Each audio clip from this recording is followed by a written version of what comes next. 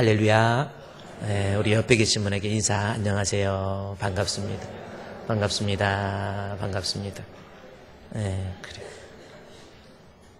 자리가 점점 꽉 차가지고 이제 옆자리 누가 앉는다 그러면 싫어하지 마시고요.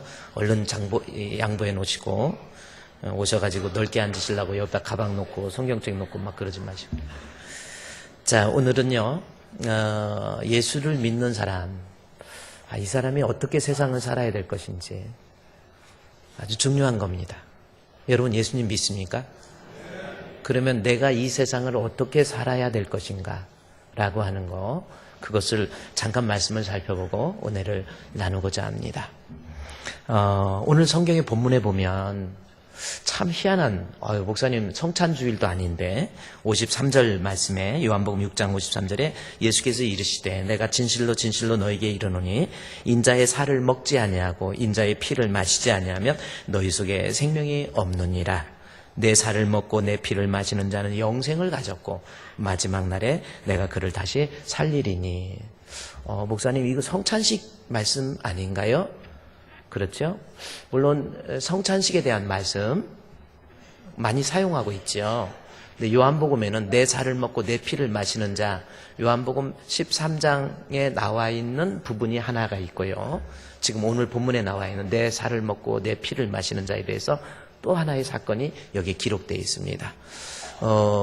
말씀은 성찬식을 위해서 사용할 수 있는 것은 맞는 말이지만 오늘 이 본문 내 살을 먹고 내 피를 마신다는 것이 어떻게 해서 나온 말씀인지 먼저 그 말씀의 배경부터 오늘 본문을 살펴봐야 됩니다. 요한복음 6장에 보면 오병이어의 기적이 나와요. 그렇죠? 세상에 한번 생각해 보세요. 물고기 2마리와 보리떡 5개로 5,000명을 먹였다. 이게 가능하다고 봅니까? 이거는 가능하지 않죠. 불가능하죠. 예수님께서 복음을 전하시다가 굶주린 그러한 무리들을 보시고 가지고 있는 것이 물고기 2마리와 보리떡 5개밖에 없어요. 그들에게 이 하나님 앞에 기도하고 하늘을 우러러 하나님 앞에 축사하고 나눠줬더니 5,000명, 남자들만 5,000명입니다. 그리고 남은 광주리가 12광주리. 이러한 사건이 요한복음 6장에 일어나게 된 거예요. 우리가 잘 알고 있는 오병이어의 기적입니다. 그러면 요한이 이 오병이어의 기적을 통해서 우리에게 말하고자 하는 의도가 뭔지 그거를 파악을 해야 돼요. 자, 오병이어, 물고기 2마리와 보리떡 5개로 5,000명을 먹였다? 이야, 우리 예수님 능력 많으시네. 야, 우리 예수님 실력 많으시네. 어떻게 물고기 2마리와 보리떡 5개로 5,000명을 먹였을까? 참 대단하신 분이시다. 예수님의 기적, 예수님의 이적, 예수님의 능력 참 대단하시다. 그것을 말하려고 하는 내용이 아니라는 겁니다. 오병이어의 기적을 통해서 우리에게 말하고자 하는 신학적 의도는 한 가지예요. 예수님이 바로 내가 곧 생명의 떡이라고 하는 겁니다. 자, 물고기 2마리와 보리떡 5개로 5,000명이라고 하는 사람들이 먹어야 육신의 생명을 살 수 있잖아요. 자, 사람은 세상에 살 때 먹지 않으면 죽어요. 그런 것처럼 우리가 영적인 생명을 위해서는 예수 그리스도, 하늘에서 내려온 생명의 떡이 되신 예수 그리스도를 믿어야만 영생, 생명을 얻는다라고 하는 것을 말하기 위해서 오병이어의 기적을 우리에게 설명해 주고 있는 거예요. 자, 오병이어의 기적의 중요한 강조점은 뭐라고 그랬어요? 예수님이 생명의 떡이라는 겁니다. 그렇죠? 그 말씀이, 그게 오병이어의 기적의 가장 중요한 이 포커스가 되는 거죠. 자, 본문을 한번 보면, 그래서 요한복음 6장 33절 말씀에 보면 한번 보세요. 자, 오병이어의 기적을 통해서 하나님의 떡은 하늘에서 내려 세상에 생명을 주는 것이다. 자, 그러면서 오병이어의 기적을 통해서 36절에 예수께서 이르시되 나는 생명의 떡이다. 내게 오는 자는 결코 줄이지 아니할 것이요 해서 예수님이 생명, 육신의 생명을 위해서 떡이 필요하지만 영적인 생명을 위해서는 예수님이 필요한 거예요. 예수님이 생명의 떡이라는 겁니다. 그러면서 본문 말씀을 통해서 제자들이 34절에 사람들이 예수님, 오병이어의 기적을 보니까 예수님만 따라다니면 먹을 거 다 해결되겠다 생각을 해서 예수님 우리에게 떡을 주소서. 그것이 34절입니다. 주여 이 떡을 항상 우리에게 달라. 여러분, 인간이 먹고 사는 거 결코 쉬운 거 아닙니다. 세계 인구의 4분의 1이 굶주려요. 우리는 먹을 거 많아서 모르는데 4분의 1이 굶주립니다. 짐승들은 먹을 거 없어서 굶주려 죽는 경우가 없어요. 쥐들마저도 돌아다니는 고양이마저도 먹을 것 없어서 굶주리지 않는데 인간만 굶주립니다. 그래요? 인간이 참 그때 당시에 예수님께서 오병이의 기적을 베푸르니까 내게 있어서 인간의 가장 중요한 문제, 먹을 문제 예수님만 쫓아다니면 해결되겠구나 해서 예수님에게 다가와서 34절에 우리에게 떡을 항상 달라 그럽니다. 그럴 때 예수님께서 27절 말씀에 중요한 말씀을 해요. 오병이어의 기적의 결론입니다.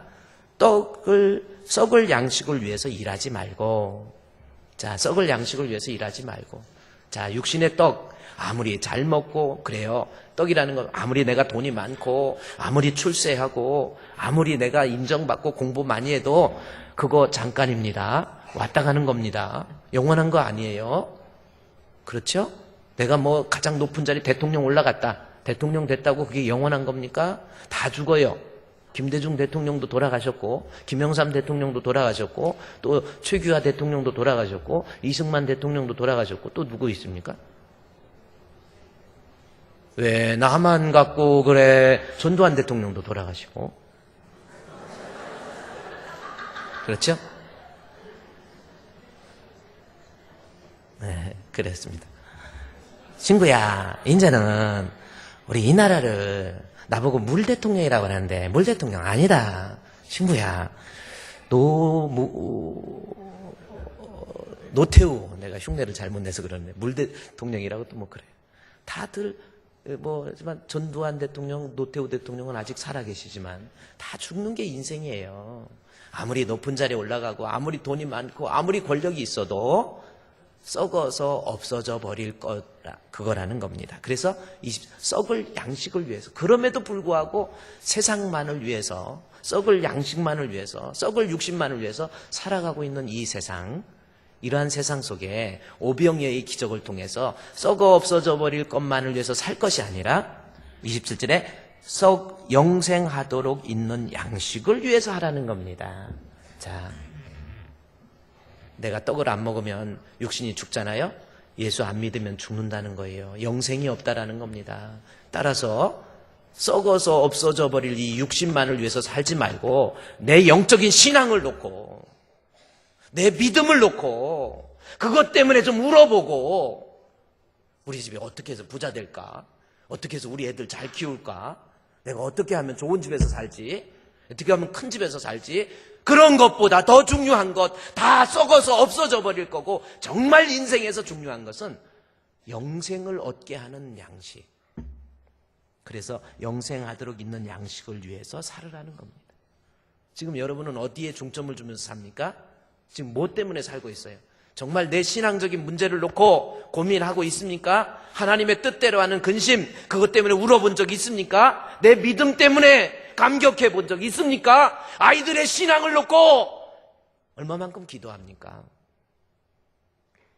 썩을 양식만을 위해서 살지 마세요.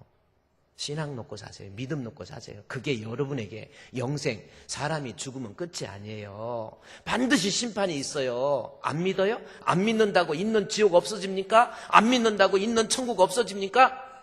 아프리카에 한 번도 안 가봤다고 아프리카 없다고 내가 그렇게 말한다고 있는 아프리카 없어지는 거 아니에요. 천국과 지옥은 분명히 있고요. 사람이 한 번 죽는 것은 정하신 거고 하나님의 심판이 있고 그 심판 때에 영생을 얻기 위해서는 내가 이 땅에 살면서 그저 썩어버리는 이 육신만을 위해서 어리석은 모습으로 살지 말라라는 겁니다. 내가 아까 잠깐 여러분께 말씀드렸지만 어제 우리 최영철 선교사, 우리 말레이시아 주품교회 목회하시는 우리 최영철 선교사님 연락이 와서 어머니가 위태로우십니다. 그러더니 아침에 최영철 선교사님 어머니가 돌아가셨다고. 90은 넘으셨기 때문에 그래도 장수죠. 돌아가셨어요. 그래서 돌아가셨네. 오늘 돌아가시면 내일 또 어저께 돌아가셨으니까 오늘 어제 새벽에 어제 돌아가셨는데 오늘 연락이 왔으니까 내일 발인이잖아요. 3일. 그렇죠? 그리고 이제 교회 왔는데 또 아침에 우리 부목사님이 보고하기를 우리 조혜호 권사님 어머니 돌아가셨습니다. 그래서 인생은 그래요. 여러분 다 한 번 죽습니다. 영생을 얻어야 돼요. 그래서 우리가 이 땅에 살면서 우리가요 다음 세상을 위해서 준비할 줄 알아야 돼요. 여러분 엄마 뱃속에서 몇 개월이 있었어요?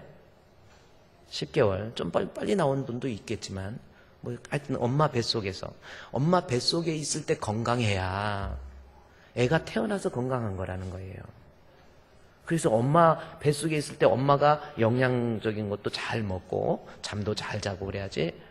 지나가다 보면 어떤 때 지난번에 보니까요 막 그 이마트 뒤쪽에 이렇게 보니까 전 담배 연기가 한 50m 반경에서 누가 담배 펴도 아는데 배가 좀 부른 임산부인데 그 이마트 들어가는 입구에다가 유모차가 옆에 같이 세워놓고 이러고 있더라고요, 여자가. 제가 여자를 뭐 폄하하는 것 아니고요. 그 뱃속에 있는 아가 어떡하라고. 담배 끊으세요? 아가가 뱃속에서 건강해야 애가 태어나서 건강해요. 그래서 뱃속에 있을 때 다음에 나가서 살 세상을 위해서 어떻게 보면 준비를 해야 돼. 그런데 아기가 태어나서 건강하기 위해서는 뱃속에서 건강해야 되지. 우리는 죽으면 끝이 아니에요. 분명히 다음 하나님 앞에 가서 심판받습니다. 따라서 60년, 70년, 80년, 100년 이 땅에 살면서 중요한 거 뭐예요? 우리가 다음 세대에 가서 다음 세상에 가서 하나님 앞에 건강한 모습이 되기 위해서 이 세상 잘 살아야 돼요. 제발 그저 살아가는데 그저 육신적인 거, 영적인 건 눈이 어두워갖고 보이지도 않아요. 그저 돈, 애들을 우리 가정의 달이니까 애기들 교육하는데도 그저 애기들 공부 잘 시키고 출세시키고 뭐 이런 것만. 애 신앙 놓고 기도한 적 있습니까? 애 성경 공부하기 위해서 과외 공부 좀 시키는 사람 없냐고. 성경 공부에 좀 과외 공부 좀 시키라고 나 좀 알바 좀 하게 그랬더니 지난주 2건 들어왔어.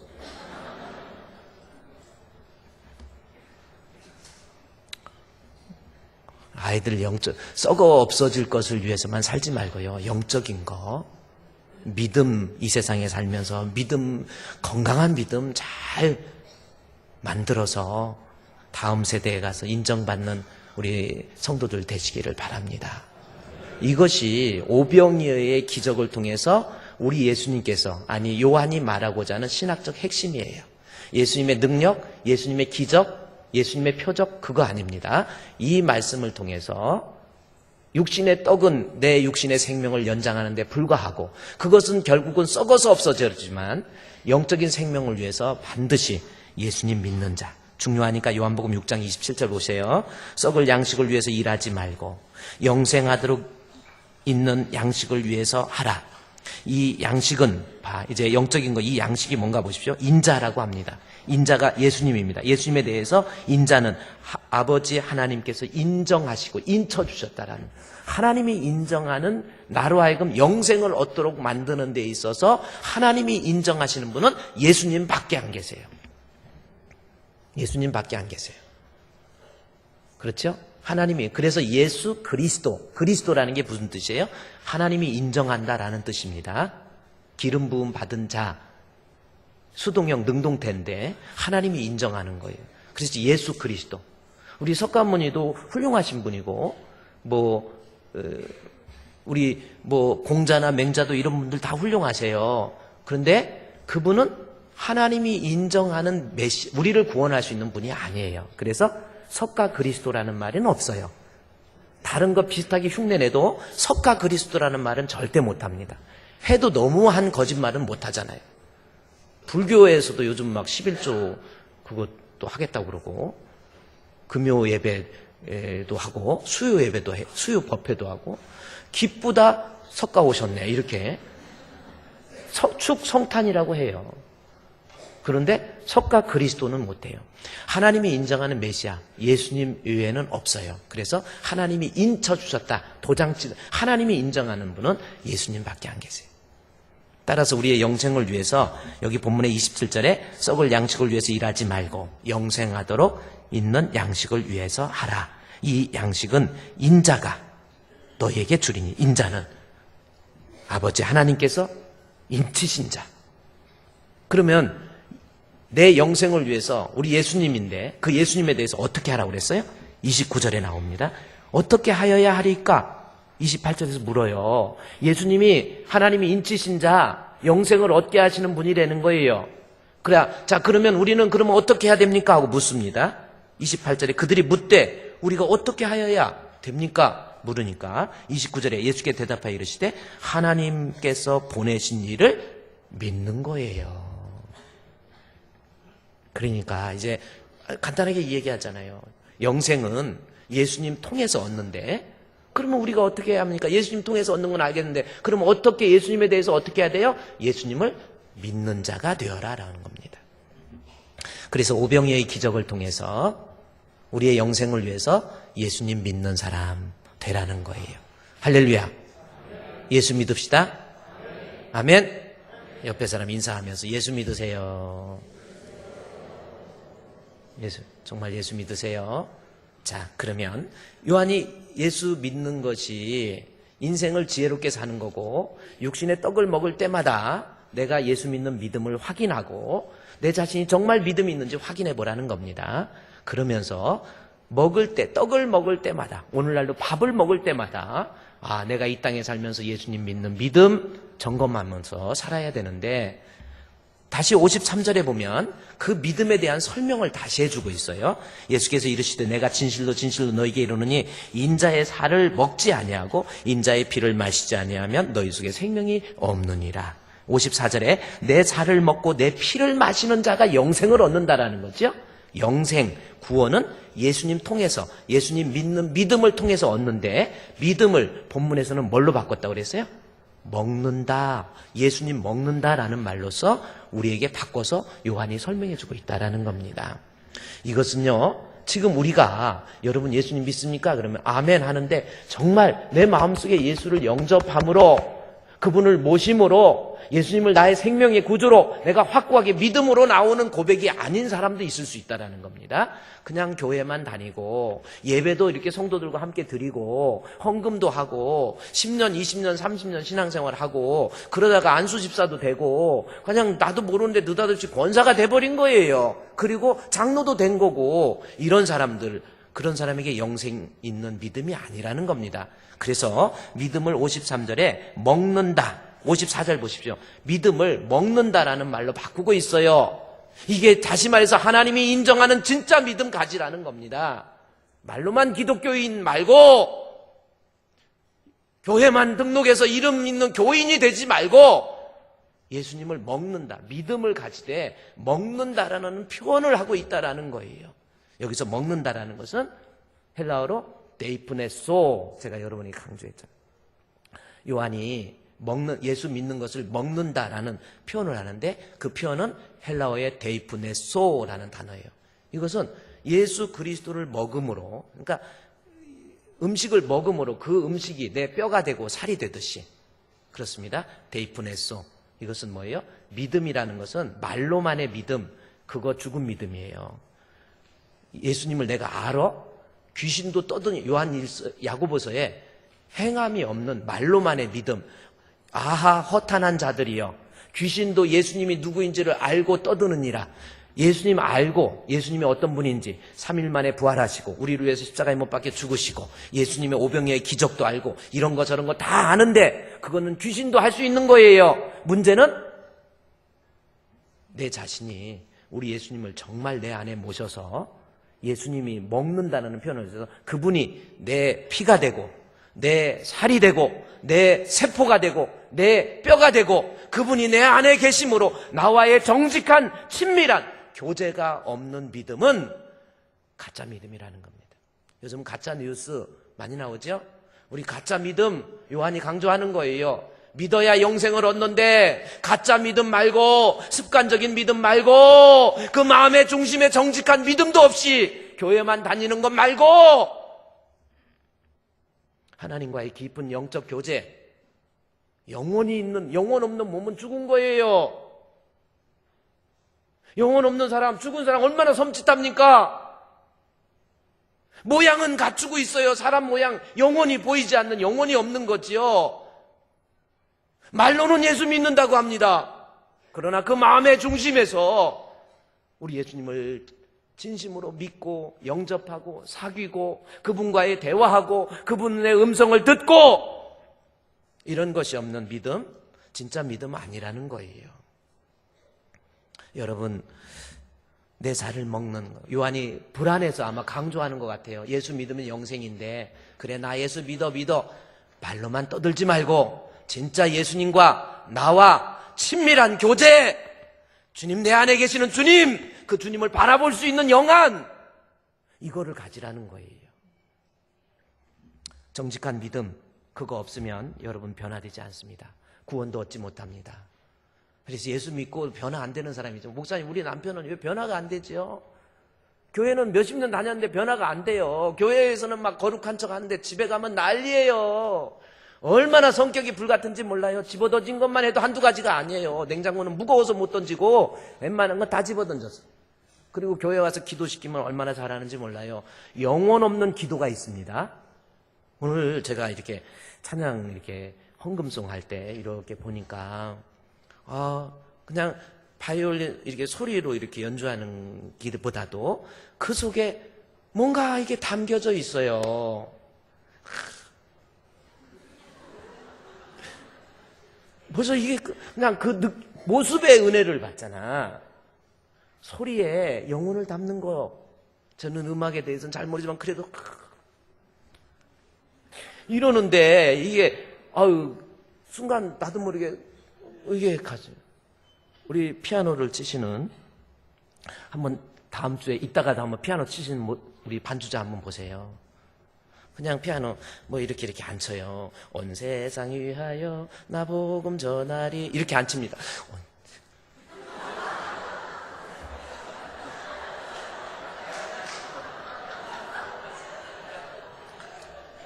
한번 연출해 보세요. 너무 표정이 거의 그러다가 탁 하는데 막 이 머리 꼬인 머리가 이렇게 내려오는데 아니 이렇게까지 안 해도 될 것 같은데 그냥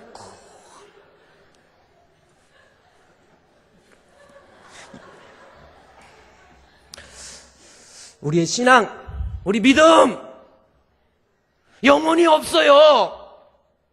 예수님 믿습니까? 내 마음속에 진짜 믿음이 있다면 그분과 사귐이 있어야 되고 그분을 먹는다라는 표현을 통해서 내가 예수님 때문에 감격하고 예수님 때문에 미워할 사람도 미워하지 않고 예수님 때문에 화낼 일이 있어도 화 안 내고 좀 변화가 따르지 않는 신앙은 진짜 신앙 아니에요. 벌써 기도를 이렇게 보면요. 벌써 이분 기도도 연습이고 경건에 이르기를 연습하라고 그랬잖아요. 기도도 연습하면 그 안에 하나님 앞에 영혼이 담겨요. 영혼이 담기는 기도. 이게 여러분 그렇죠. 지금 요한이 말하는 거에 믿음을 먹는다라는 표현을 통해서 내 마음에 우리 주님이 인정하는 정직한 믿음.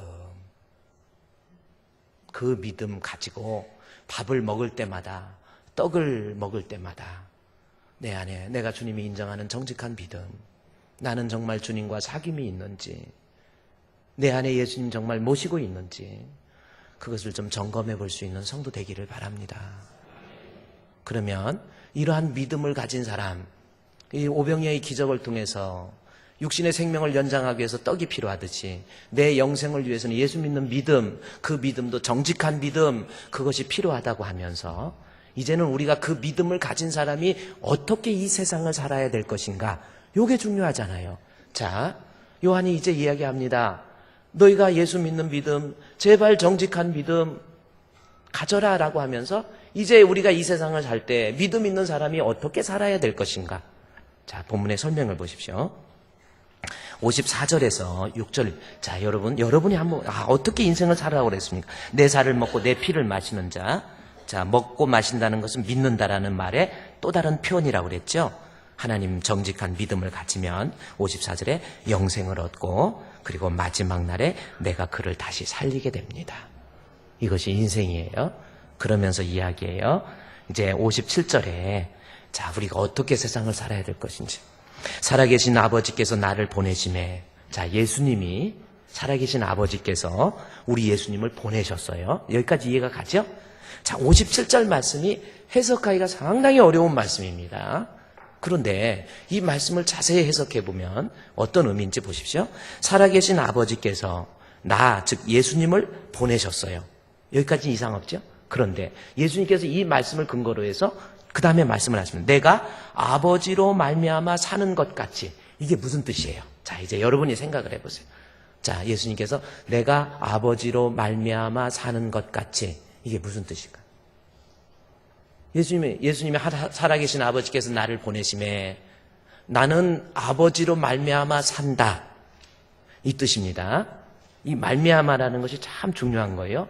그것은 동력이라는 말로 번역하는 것이 좋습니다. 그러니까 예수님이 살아가시는 것은, 자, 우리가 세상을 살듯이 예수님이 사시는 것은, 이 땅에 오셔서 하나님이 보내셔서 이 땅에 오셨는데 예수님이 이 땅에 오셔서 사시는 것은 예수님의 뜻대로, 예수님 마음대로, 예수님의 소원대로, 예수님의 목적대로 예수님이 살아간 것이 아니라는 겁니다.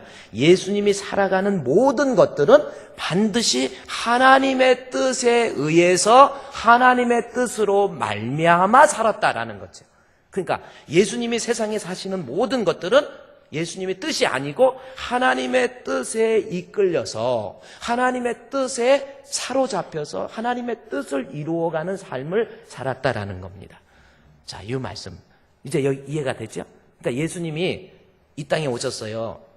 그리고 30세까지 이 공생의 사역을 안 하시다가 30세부터 공생의 사역을 하시는데 예수님께서 33년간 이 땅에 사는 모든 것은 예수님의 계획대로, 예수님 맘대로, 예수님 뜻대로 사는 것이 아니라 나를 보내신 하나님의 뜻대로 그의 그 뜻에 이끌려서 살았다라는 겁니다.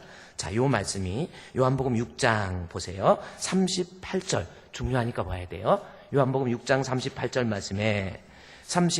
말씀에 내가, 자, 이제 화면을 봐도 됩니다. 내가 하늘에서 내려온 것은 내 뜻을 행하려 함이 아니요.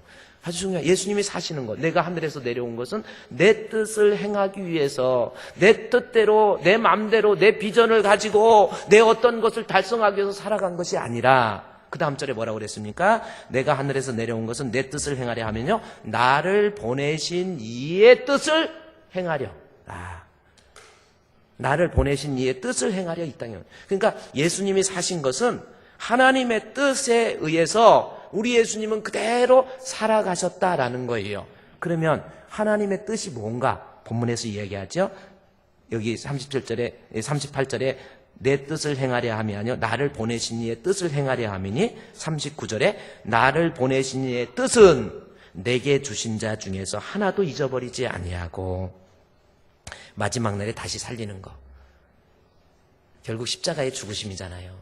아버지의 뜻은 예수님한테 하라고 하신 일은 뭐냐면 그의 백성을 구원해 주시기 위해서 십자가에 못 박혀 죽으라 라고 하는 것이 아버지 하나님의 뜻이라는 거지. 그런데 예수님이 결국은 뭐예요? 내 뜻은 십자가 지는 것이 힘들어요. 아버지, 이거 지어야만 됩니까? 그러나 내 원대로 하는 것이 아니고 아버지 하나님의 뜻이라고 한다면 십자가도 지겠습니다. 그래서 예수님의 삶은, 그 삶을 움직일 수 있는 전체적인 힘의 원동력은 바로 하나님의 뜻에 의해서 예수님의 이 세상의 삶을 사셨다라는 겁니다. 그러면서 자, 이제 그 내용이에요. 57절 보세요. 57절, 6장 57절. 살아계신 아버지께서 나를 보내심에 내가 아버지로 말미암아 사는 것 같이, 예수님이 하나님의 뜻대로 살았다는 것처럼, 자, 이제 나를 먹는 자, 믿음에 대한 또 다른 표현이라고 그랬죠. 진짜 예수 믿는 사람은 이제는 예수님이 사는 것이 하나님의 뜻에 의해 산 것처럼 나를 믿는 자, 나를 먹는 그 사람도 이제 어떻게 살아야 돼요? 나로 말미암아 사는 거예요. 동의하십니까? 한번 생각해. 진짜 나를 먹는 자, 진짜 믿음 있는 사람은 이제 이 세상 사는데 예수님이 내 맘대로 산 것이 아니듯 이제 예수를 믿는 사람, 나를 먹는 자는 내 뜻대로, 내 맘대로, 내 생각대로, 내 계획대로 인생을 사는 것이 아니라 우리 예수님이 나로 하여금 하라고 하신 일, 그거 이루어가면서 살아가는 삶, 이게 진짜 믿음 있는 성도의 모습이에요. 그러니까 진짜 여러분 한번 생각해요. 내 삶이 하나님 앞에 진짜 믿음이 있으면 먹는 자는, 나를 먹는 자는 이제 살아가는 것이 내 뜻이 아니고 하나님의 뜻. 그렇잖아요. 그리고 우리 찬송가에도 고백할 주님 뜻대로 살기로 했네. 맞습니까? 정말? 내 뜻대로 안 살고 내 마음대로 안 살고 내 계획대로 안 살고 나 성공하기 위해서 육신적인 거 위해서 그렇게 살아가는 것이 아니고 주님 뜻대로 살기로 했네. 주님 뜻대로 살기로 했네. 주님 뜻대로 살기로 했네. 뒤돌아서지 않겠네. 이 세상 사람 날 유혹해도, 이 세상 사람 날 유혹해도, 이 세상 사람 날 유혹해도 뒤돌아서지 않겠네. 할렐루야. 그 찬송 여러분 정말 부를 수 있습니까? 한번 생각해 보세요. 정말 믿음이 있는 사람이라면 나를 먹는 자는 이제는 인생을 내 뜻, 내 계획, 내 육신적인 거 그거 위해서 사는 것이 아니라 우리 주님께서, 우리 예수님께서 나를 위해서 십자가에 못 박혀 죽으신 우리 예수님께서 나보고 하라고 하신 일, 그거 감당하면서 살아야 돼요. 아멘. 그거 감당하면서 살으라는 겁니다. 우리 예수님이 주님이 하라고 하신 일, 십자가를 지는 것, 십자가 앞에서 죽는 것, 십자가에 못 박혀 죽는 것, 아무리 힘들어도 이것이 주님이 하라고 하신 일이니까 내가 순종한 것처럼 이제도 너희가 나를 믿는다면 이제는 믿는 사람으로서 우리 주님께서 나보고 하라고 하신 일, 그 일 하라는 거예요. 그러면 우리 예수님이 나보고 하라고 하신 일이 뭘까? 그렇죠? 늘 이 세상을 본받지 말고 하나님이 기뻐하시고 선하시고 온전하신 뜻이 무엇인가 늘 분별하라고 그랬잖아요. 하나님의 뜻이 무엇인가 시험하라고 하는 거예요. 내가 어떻게 살아야 될지 주님이 나보고 하라고 하신 일이 뭔가를 알아야 돼요. 자, 그게 뭡니까? 요한복음에서 나와 있는 두 가지 말씀 중에서 요한복음에 나와 있는 거 보도록 하겠습니다. 요한복음 13장에 가면 13장 34절 우리 예수님이 우리 보고 하라고 하신 일이 뭔가. 자, 화면을 보시면 됩니다. 새 계명을 너희에게 주노니, 예수님께서 하신 말씀이에요. 예수님께서 최후의 만찬 제자들의 발을 씻기시고 예수님께서 이 세상을 떠나시기 전에 우리 예수님께서 예수를 믿는 제자들에게 하라고 하신 일, 새 계명을, 새로운 계명입니다. 너희에게 주노니 서로 사랑하라. 내가 너희를 사랑한 것 같이 너희도 서로 사랑하라라는 거죠. 자, 우리 간단한 것 같죠? 우리 예수님이 나보고 이제는 우리가 인생을 살아가는데 미워하고 원망하고 질투하고 시기하고 그러면서 살지 말라라는 겁니다. 우리 예수님께서 하라고 하신 일 첫 번째가 뭐냐면 서로 사랑하라는 거예요. 부부가 살면서 이거는 계속해서 싸우고 다투고 정말 예수를 먹는, 예수에 대한 신앙이 있는 사람이라고 한다면 새로운 계명, 우리 주님이 우리고 하라고 하신 일이 뭐예요? 내 마음속에 미워하는 마음, 원망하는 마음, 그거 믿음이 있는 성도의 모습이 아니에요. 내가 하기 싫어도 주님이 원하시는 뜻이 서로 사랑하라고 하면 이해할 수 없는 남편, 이해할 수 없는 아내, 이해할 수 없는 부모, 이해할 수 없는 자녀.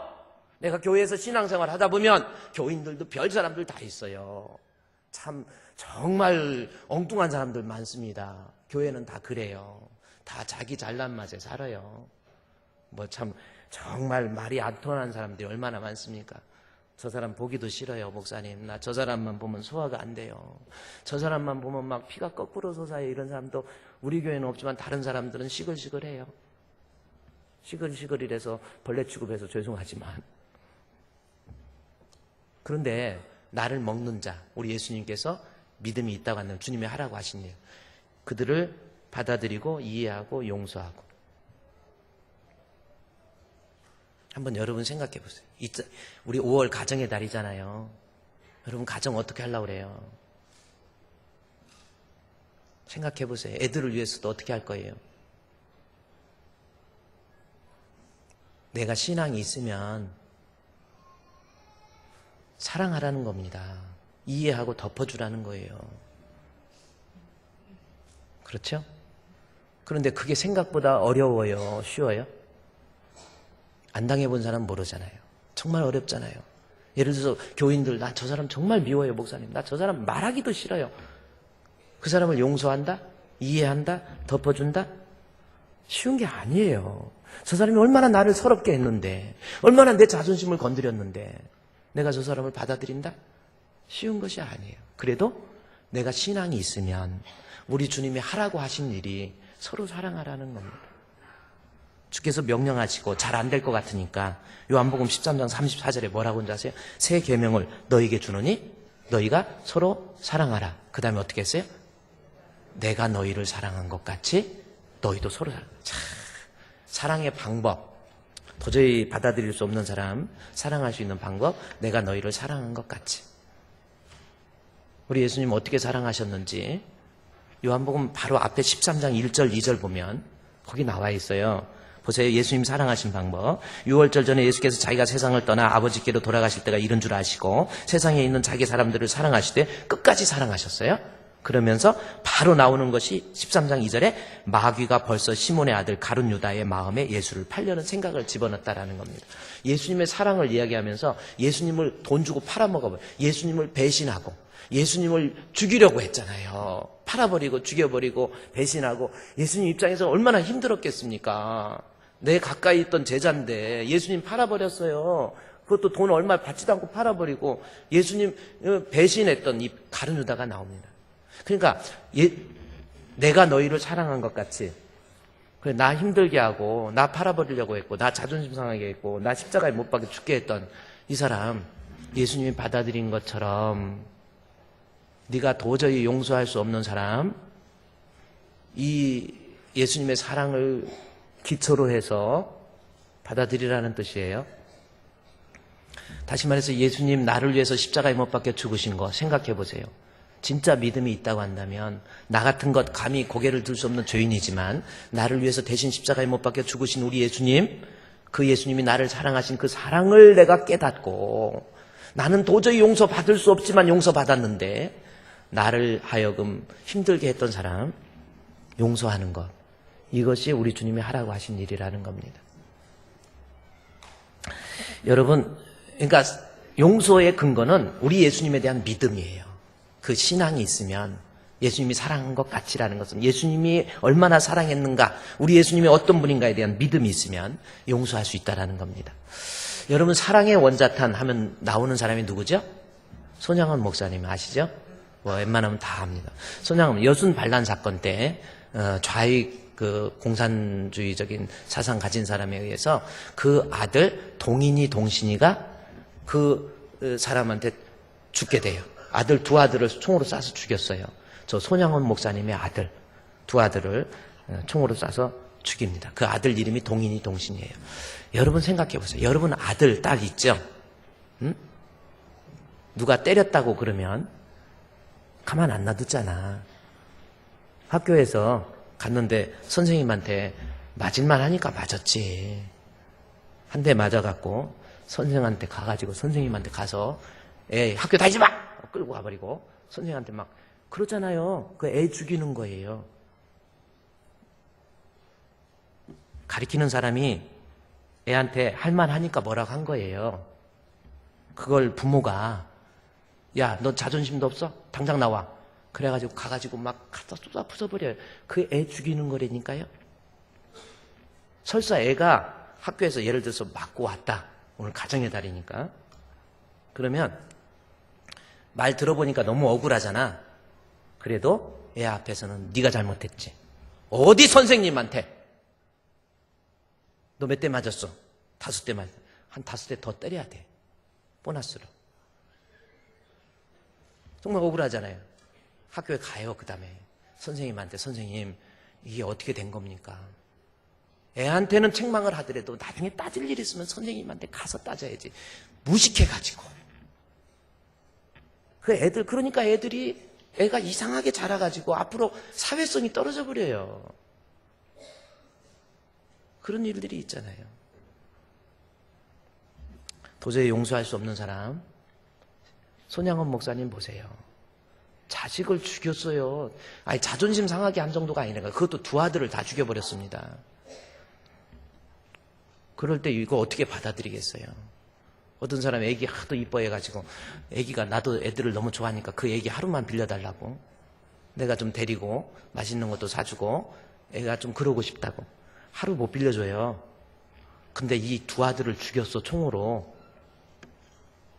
안재선이라는 사람입니다. 그 사람이 총으로 쏴 죽인 사람이. 근데 안재선이 사람을 총으로 쏴 죽여서 이제 재판을 해갖고 사형에 선고가 됐죠. 그런데 손양원 목사님이 법원에 가가지고 안재선 살려달라고.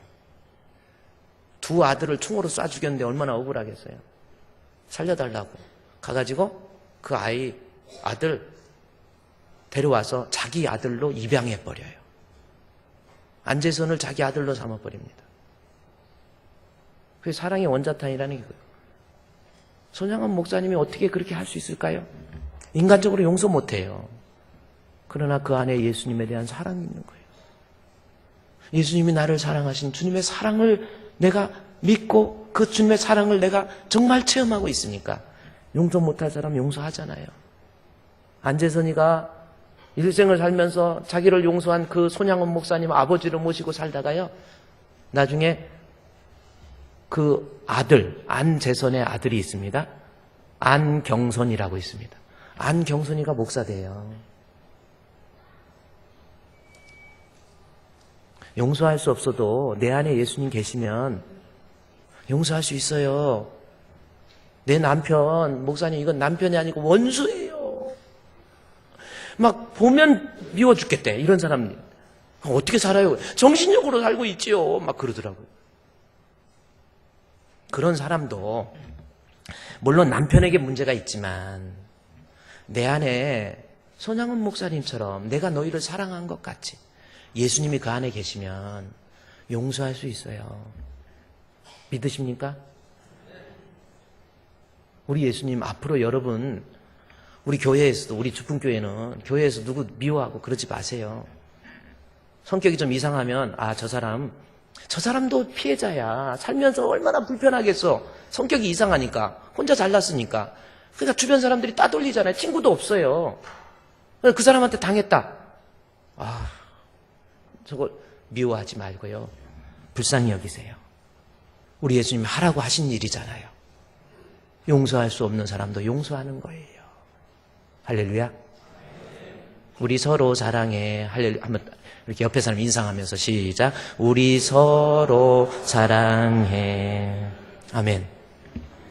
두 번째, 우리 예수님이 하라고 하신 일 그거 봐야 됩니다. 이제 우리 가운데 미움 다 내려놓으세요. 원망 다 내려놓으세요. 사람이 사람을 미워하는데 필요한 에너지가 얼마나 많이 들어간 줄 아십니까? 그렇죠? 사람을 미워하는데 에너지가, 그래서 자꾸 미워하고 그러면 병 걸려요. 위가 차가워지고 암 걸린다라는 겁니다. 이거 미워할 때 필요한 에너지가 너무 많이 들어가가지고 몸이 차가워져요. 1도만 낮아져도 병 걸립니다. 근데 사랑을 막 뜨겁게 사랑하잖아요. 웬만하면 1도만 올라가도 암세포가 별로 활동을 못해요. 1.5도 올라가면 암세포가 다 죽는데요. 그럼 남녀가 사랑해하고 뜨겁게 사랑하면 웬만해서 감기도 안 들어. 이것들은 사랑하면 온도가 올라가요. 벌써 얼굴도 색깔도 달라지고 벌써 싹 합니다. 근데 안 사랑하고 늘 미워하는 사람 보십시오. 자꾸 미워하니까 몸에서 그 에너지가 그 미워하는 데 들어가가지고 얼굴색 보면 창백해지고 가서 그늘 같은 데서 하고 쥐 떨듯이 떨고 있고. 우리 서로 사랑합시다. 우리 예수님이 하라고 하신 일이에요. 그럼 하나만 더 봅시다. 우리 주님께서 마태복음 28장, 우리 주님이 하라고 하신 일, 우리 이제 그렇게 살아야 되는데 마태복음 28장 마지막 19절하고 20절 앞에 화면을 보세요. 예수님께서 하라고 하신 일. 그러므로 너희는 가서 모든 민족으로 제자를 삼아 아버지와 아들과 성령의 이름으로 세례를 주고. 이 말씀입니다. 주님이 하라고 하신 일. 두 번째, 가서 모든 민족을 제자로 삼아 선교에 대한 미션이에요. 두 가지라니까요. 우리 주님께서 이 땅에 계시다가 승천하시면서 마지막 하신 두 가지 말, 서로 이제 미워하지 말라, 서로 사랑하면서 이해하면서, 그게 안 되면 예수님의 사랑을 좀 깨닫고 믿음을 가지고 용서하라. 두 번째는 가서 힘들어도 가라는 겁니다. 선교하라는 겁니다. 마태복음 28장에 보면 가라는 말을 4번 강조해요. 가서. 무덤에서 예수님이 부활하신 것을 확인하니까 천사가 나타나서 가서 제자들에게, 그리고 예수님께서 나타나셔서 가서 제자들에게. 이것은 뭐예요? 우리에게 주시는, 우리 예수님께서 하라고 하신 일의 두 번째는 뭐냐면 선교예요. 전도입니다. 여러분, 전도, 그래서 우리는 이 땅에 살면서 나도 전도하고 선교해야 되겠다. 힘들어도 어려워도. 전도가 얼마나 힘듭니까? 선교가 얼마나 힘듭니까? 전도가요, 여러분, 지난번에 어떤 권사님이 한번 TV에 나와서 간증을 하시는데, 남의 집에 가서 낮에 띵똥띵똥 눌러가지고 전도하는 거, 여기 정말 어려운 겁니다. 아파트 들어가기도 힘들고. 그런데 들어가고 띵똥 눌러가지고 하니까 어떤 남자가 딱 나오더니 문을 열자마자 막 욕을 하면서, 뭔가 했더니 이분이 택시 기사였는데 밤에 근무하시고 지금 낮에 자는데 와서 벨 눌렀다 이거예요. 화 날 것 같아요? 안 날 것 같아요? 아예 나지. 일어나가지고 문을 열자마자 욕을 막, 얼마나 심한 욕을 하고, 막 그 아주머니한테, 권사님한테 얼마나 심한 욕을 하고, 막 어디서 그런 욕이 있는지 막 수입품도 쓰고 막 해가지고 막 욕을 해가지고, 그 다음에 막 팔을 끌고, 문 열고 나와서 팔을 끌고 계단에다 밀어버려가지고요, 계단에서 막 몸이 뒹굴어져 떨어지면서 침을 뱉어버리고, 어디서 이런 적이냐고. 실제로 권사님이 그래요. 온몸에 그냥 멍이 들어가지고 계단에서 떨어져갖고 여기도 상처나고 여기도 피 흘리고 얼굴에 침을 뱉어갖고 침도 이렇게 보면서. 전도가 쉬운 게 아니에요. 여러분 어떻게 하겠습니까? 그때 그 권사님 하신 말씀, 너무나도 아픈 몸을 추스리면서 거기에서 바로 그 복도에서 무릎을 꿇고 기도하면서, 하나님, 우리 예수님, 내가 복음을 전하다가 이렇게 모욕을 당한 적은 처음이에요. 주님 감사합니다. 나도 예수님 때문에 모욕을 당하고 침뱉음을 당하고, 이게 쉬운 거예요?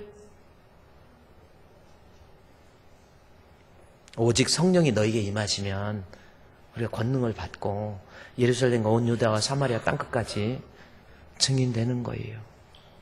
사랑은 예수님 믿는 믿음이 있으면 용서할 수 없는 사람 용서할 수 있고, 선교, 전도는 성령 받아야 돼요. 성령 못 받으면 전도 못 합니다. 이진환, 김지호 집사님 부부 선교사가 있어요. 네팔의 선교사입니다. 이진환, 김진호 집사님 부부입니다. 이분이요, 사업을 하고 인류대학 나와가지고 사업하고 돈도 상당히 많이 벌었어요. 두 부부가 살 만큼 삽니다. 아들 둘, 쌍둥이 아들 둘 했는데 젊어서 돈도 많이 벌었어요. 그런데 하나님 앞에 우리 주님이 하라고 하신 일, 가라라는 그 말씀 듣고 자기 사업 다 접고 그 돈 가지고 네팔로 갔어요. 네팔에 가서 복음을 전합니다. 복음을 전하는데 네팔에 가니까 정말 사람들의 발이, 연고 하나가 없어갖고 발이 썩어가지고 벌레가 파고 들어가가지고 막 죽어가는 모습도 보고, 그러다 보니까 거기에서 가난한 자들을 위해서 다 헌신하고 수고하고 그래요. 그 누가 그렇게 할 수 있겠어요? 그 아내도 대단하시죠. 아니, 여기서 한국에서 살면은 사는데 이상 없어요. 남부럽지 않게 살고 있습니다. 그런데 자기 재산 다 팔아서 네팔로 갔어요.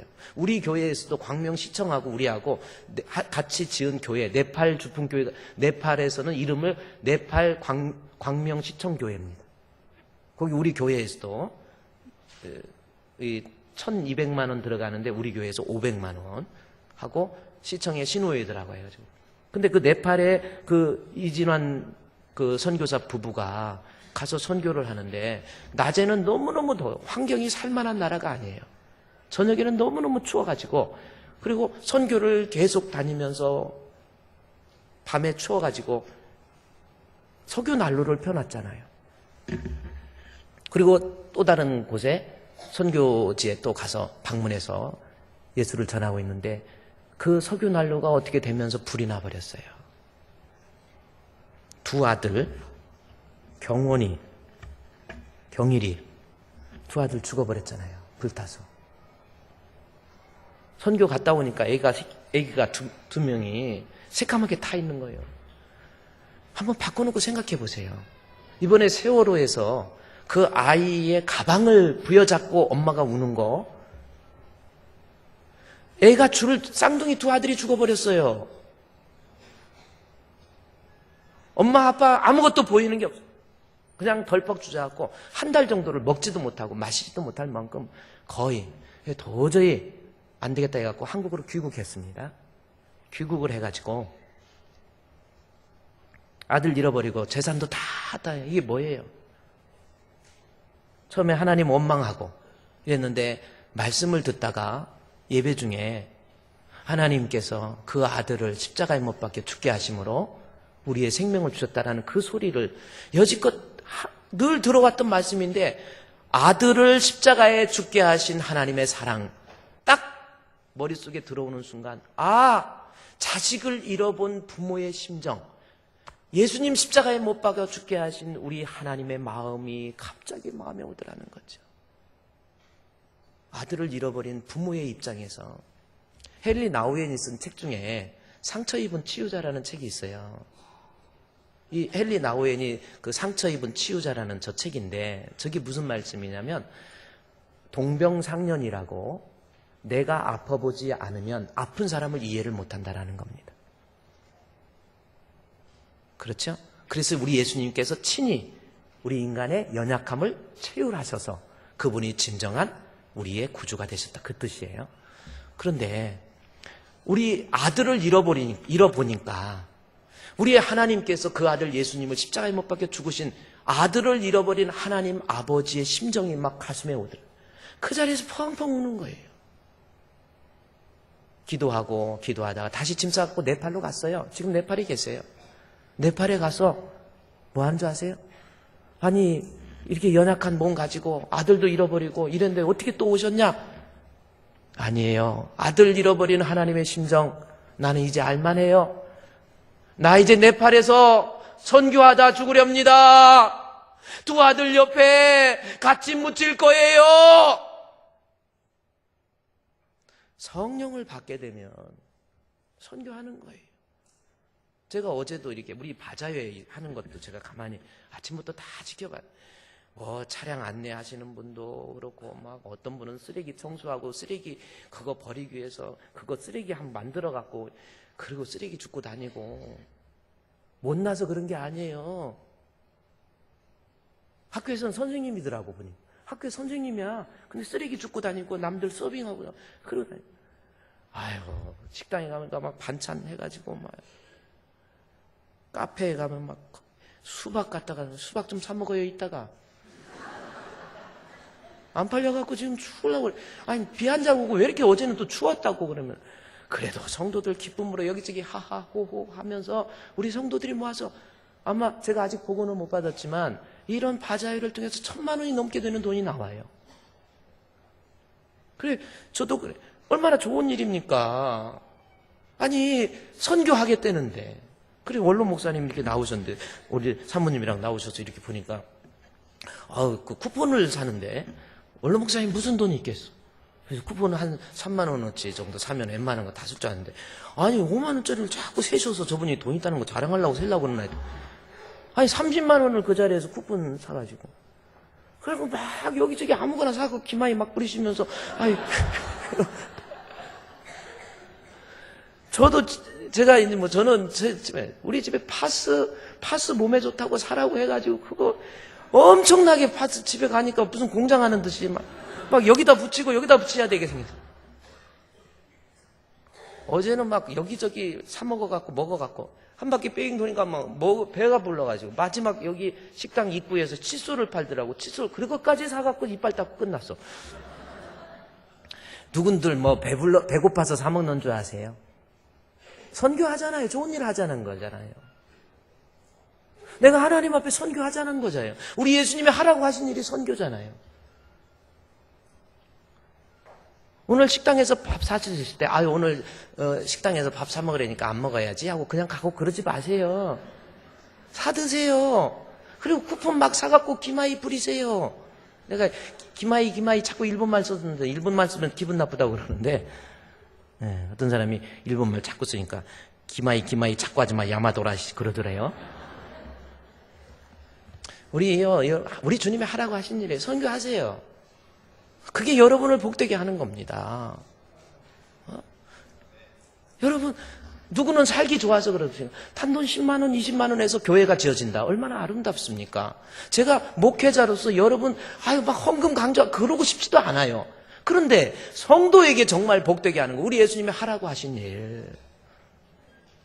이진환 선교사 부부가 돈이 없습니까? 배운 게 없습니까? 한국에서 살기 힘들어서 갔습니까?